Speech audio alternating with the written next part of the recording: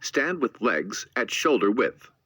Try to keep a straight back when you drop into a squat, then bring your hands to the floor in front of you.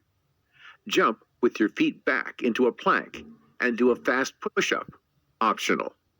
Jump back with your legs toward your hands and disconnect your hands off the floor right away, back into the squat position. Without stopping, stand or jump back up into a standing position. Try to perform this exercise without pausing in each pose. The burpee is a combination of multiple exercises which integrate different muscle groups. During the push-up phase, the pectoral muscles are the primary active muscles. The hip flexors, iliopsoas, are responsible for the jump from plank to squat, while the core muscles stabilize the spine.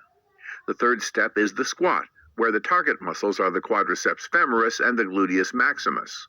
Lastly, during the jump, the dominant muscle is the gastrocnemius in plantar flexion. Note that all the muscles mentioned are also active eccentrically on the way down. This is the bottom view of the burpee. Look at how the spine is neutral throughout the exercise. Try to keep that in mind when transitioning from one pose to another. Same as the back, the neck stays neutral and in one line with the thoracic spine. This is the variation that can help you keep your back neutral. To place your hands on an elevated surface, such as a bench or a step. It is also an easier version of this exercise, which can work better for new or non-flexible trainees.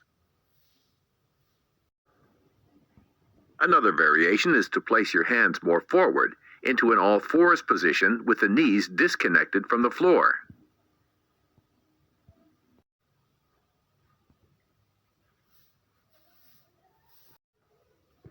The explosive flexion of the spine can be problematic, mostly to trainees with a minimal ability to flex the hip or the lumbar spine, due to functional rigidity in the lower back muscles or structural stiffness in the lumbar vertebrae, such as flat back. In these cases, we recommend avoiding explosive flexion movements. The deep flexion at the hip may create a PPT due to a limited range of motion in the hip joint. This action will repeat twice during the exercise, when reaching the floor after the squat, and then from the plank position back to the squat. Repeating this motion over and over again can lead to pain and injury among trainees with different back issues. It is possible to add an elevated surface, such as a bench or a step, in order to lower the pressure on the spine and keep it in a neutral position.